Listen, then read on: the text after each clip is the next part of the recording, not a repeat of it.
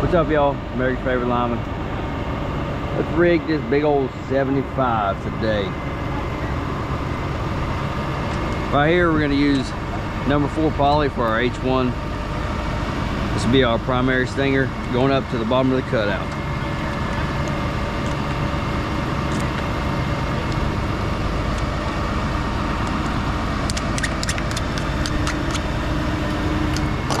One thing we do before we make any connections to the transformer, we brush, we put deaux or inhibitor in every connection, just so it keeps connections clean, hopefully keeps us from having to come back.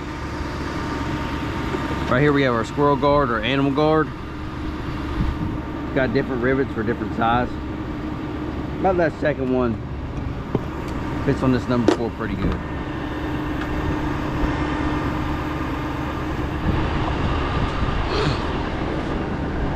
This is an I terminal. It's highly recommended that you do not use an impact on the I terminal. If you do, maybe just run the nut up and snug it up. Other than that, you could break them things. A little crack in there, that thing will heat up and break. And it's a mother effort to find when you're troubleshooting. Basically, this squirrel protection kind of keeps the squirrel, if he stands here and hits this, hopefully there's enough induced voltage on the outside of this, makes him go away before he blows a fuse.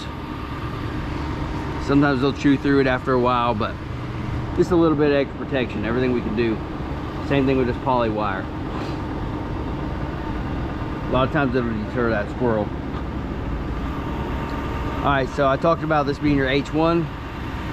So our primary spec is H1 for your primary, H2 for your ground. Transformer will work either way. This is just our spec. That's the way we like to build it new. This is your X3, X2, and X1. This is your neutral right here. You see where this ground strap is. This is your secondary arrestor, your 2 leads. I've never seen this do anything. If anybody's ever seen a secondary arrestor work, please let me know. I've never seen it do a thing. I got it. Here's the hanger for your pot. One way you can tell what size pot is on the pole, the 50 and the 75 can be close. The 75 is going to have this 24-inch spacing, and a 50 is still going to have 12-inch spacing in most cases. I did forget to mention this is an additive polarity transformer. That is why they are X3, 2, and 1. If this were a subtractive polarity transformer, it would be X1, X2, X3. Right here I got the transformer tank ground. It's also going to take our wire from our H2. It's going to come through the tank ground, and then it'll go to the neutral. And then we'll have a piece bugged on from there to go to our pole ground. I like to leave that nut out, so when people get up on the pole, they're not fighting this hanger with the impact. They can have that nut facing outward. I'm taking my channel locks, make sure that thing's tight, but I'm going to make sure that I bring it around to make it work for us. Just be careful, you can break these off.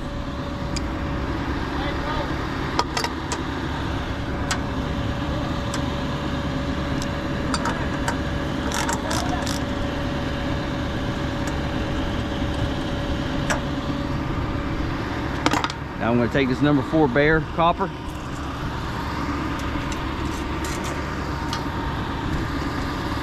I'm going to roll it up a little bit.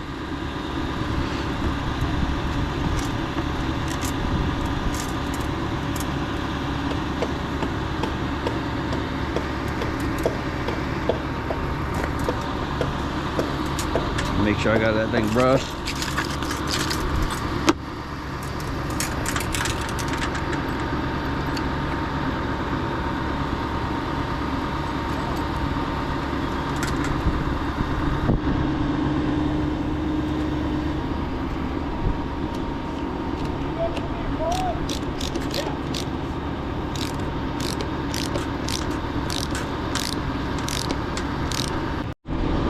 Now the reason this copper is bare and not poly like this is because this copper and this transformer are going to be the same potential once it's hooked to a ground. Believe it or not, if you don't put this copper in there, you heat up the transformer on this side, you have nothing over here, just this bushing. This bushing will be at your primary voltage. Before I hook this up, I slid this thing on here for me. So I can put that tank ground on just like that.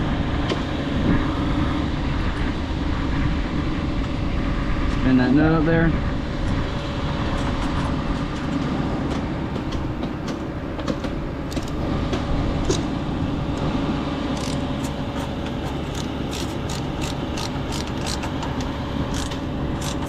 Tighten her up.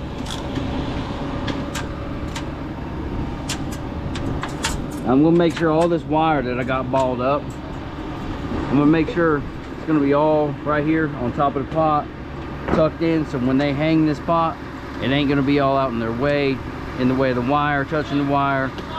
Make sure you keep it all compact as much as you can. Now, I'm gonna take this another piece of number 4 poly, or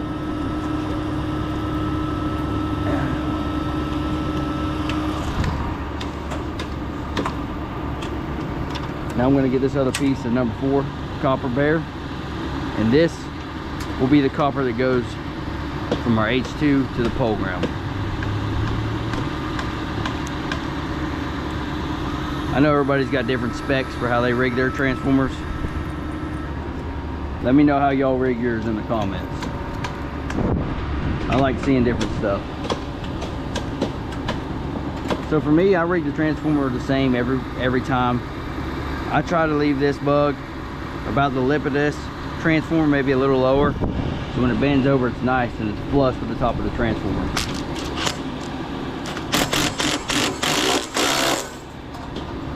Got bent a little bit. Should have been holding up the channel ups, but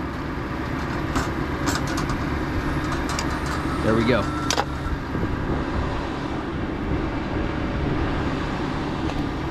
All right.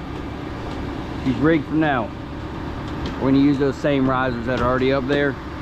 We'll put them in here when we transfer it. She should be good to go. And one thing I will do is, I know this is going to the number 4 pole ground, so I'm going to go ahead and put this number 4 bug on there, so I don't have to dig in the bag and search for it.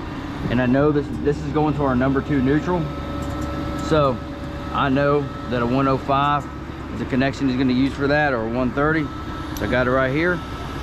I'm gonna go ahead and put that on there for him. Now when he hangs this pot, he can get straight to work. He's not waiting on somebody to pull stuff up from the ground. Also, another thing I like to do, especially with a pot that's been sitting out in the yard for a while, this is the vent on the side. I like to vent it, make sure it doesn't smell bad, smell burnt. Just give her once over, check all the connections, make sure everything's loosened up for them. Make sure all the connections that are supposed to be tight are tight. She's ready to hang on the pole.